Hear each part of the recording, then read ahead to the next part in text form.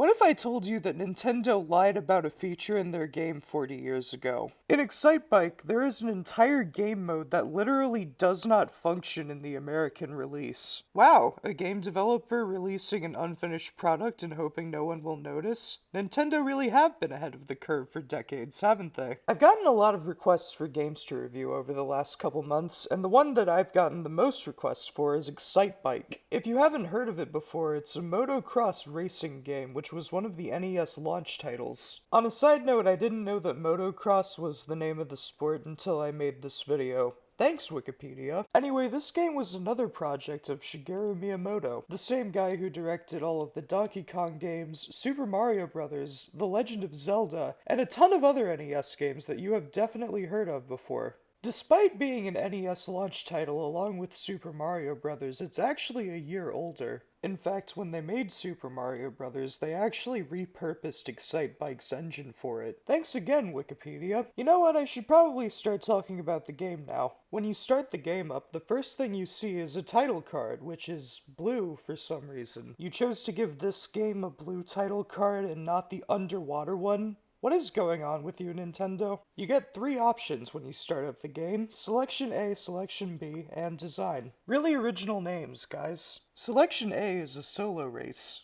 It's really boring. Basically think of it like the time trials in Mario Kart. I guess it's useful if you just want to play the game for fun without getting distracted by other racers, but it's still really boring. Selection B is a mode where you go up against real racers, and it's way better. Although weirdly, from what I can tell, the performance of the other racers has nothing to do with your placement. It's dictated entirely by how fast you finish the race. If you finish before the best set time, then you'll get first place, even if there are 5 people ahead of you. The reason for that is because Selection A and B both depend on the same method for scoring. It makes a lot more sense when there are no racers on the screen, but it also means that the other racers aren't really your opponents, they're just obstacles. I get why they did this. It would have been hard to program 2 different scoring systems, but it's still really weird. Lastly, in the design mode, you get to edit and create your own tracks. Although it's basically impossible. I have absolutely no idea how it works. I've only had like a couple of experiences trying it, and they all went horribly. It's really obtuse, and it doesn't tell you what is what, and you can't go backwards, so you can only design forwards. So if you make a mistake, it's not a mistake, it's a feature. But you know what? I feel like I'm being a little bit too negative. This track editor is actually a really cool feature, or at least it would be. You see, after you're done and you hit end, you get the options to save and load tracks. So once you're done with your track, you go down to save. It takes a pretty long time, or at least it feels like it, but I mean, that's understandable. This is one of the first NES games. Now, I didn't know that any pre-Zelda games had save features, so I was pretty impressed. So eventually, after like 15 seconds, the saving ends, and you're back in the menu screen. It was at this point where I decided to hit load. And you know what I said? I said, it took a long time to save, so I'd imagine it'll take about as long to retrieve that data. So I just sat there waiting. And I sat there. And I sat there. And I sat there. A minute passes. Nothing.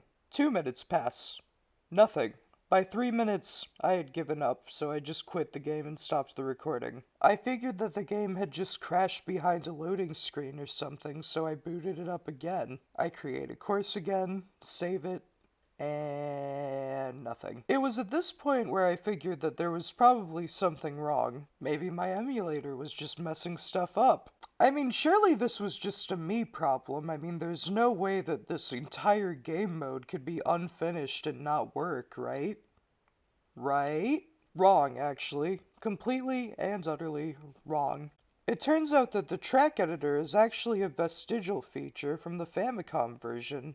You see, in Japan, they actually have a cassette tape peripheral that lets you save your tracks. This peripheral only works with 4 first-party NES games, and only 8 NES games in total. Thanks again so much, Wikipedia. Now, I don't mind the peripheral idea itself. I mean, saving a game on a cassette tape is, Well, it's stupid and weird, but like it's not the worst idea ever. The thing is, if you release a game in a certain region and its full potential can only be unlocked with a peripheral, why not release the peripheral in that region? Like, that's something that always annoyed me about the Famicom to the NES, is that there are so many features that just weren't implemented at all. Like how the second controller had a built-in microphone, that was pretty cool. But my main question is, why didn't Nintendo of America just get rid of the save and load buttons when they were localizing the game? Like, it just feels like a kick in the teeth to just leave that in. They knew it was broken, they knew it was unfinished, they knew that you couldn't do anything about it, and they didn't care. Like, come on, that's so lazy. But you know what? At the end of the day, I'm really just making a mountain out of a molehill. Like, honestly, who cares that a feature in a mode of a game that's over 40 years old doesn't work? Absolutely no one on Earth except me. That's the answer. So you know what? I'm just gonna try and move on and forget it. On to the rest of the game. Okay, first off, as far as the actual review goes, I really like this game's art style. If you count it as a sports launch title, then it is by far the best looking one. I mean, the dirt path looks like a dirt path, the crowd looks like a crowd, the obstacles look like obstacles. This game is leaps and bounds ahead of everything else. There are also cameramen recording you at random intervals. That's a cute little detail, I like that a lot. Although I've gotta ask about the color scheme of some of these later stages. The third stage has blue grass, blue dirt, and a pink crowd. What is going on? Why did no one tell me they had motocross racing on Neptune? I'm not a huge fan of the display at the bottom, though. I like how the temperature gauge has handlebars, but it's really weird to me that the only time shown is the third place one. For some reason, the best time is displayed in the background as you go by.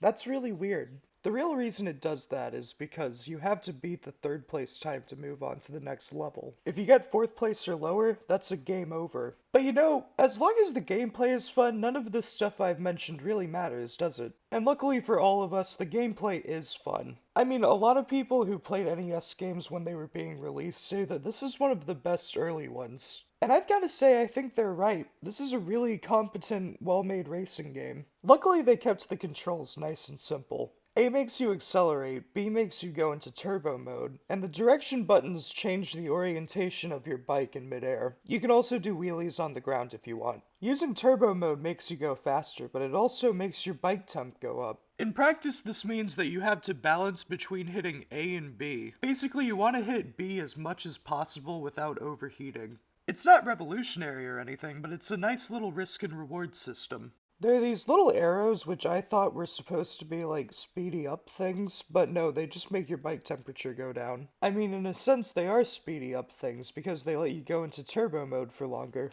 If you touch another biker's back wheel, then you'll spin out and fall. Amusingly, you can also make other bikers hit your back wheel and make them fall. For a long time, I had absolutely no idea how to land on ramps. It turns out if you want to land the fastest, you just have to land at the angle of the ramp. I mean, that makes sense, but it's still a little bit confusing. Which is a bad thing, because when you fall off your bike, it takes forever to get back on. From what I can understand, there are two different ways you can fall off your bike, and one of them takes way longer than the other one. You can actually mash the buttons to get on your bike faster when you fall, which I only figured out because I accidentally hit the buttons as I was getting back on one time. Once you figure all that out, then you'll have a pretty good time. It's not complex or anything, but it's just a consistently fun and good game. But where does it rank compared to the other games I've reviewed? I think I'll put it between Mario Bros. And Donkey Kong 3. It's pretty good, and there's a lot of fun to be had here. You know, it's been really nice reviewing a bunch of good games for once. Anyway, 7 out of 10, thank you for watching. Have a good day, like and subscribe, bye!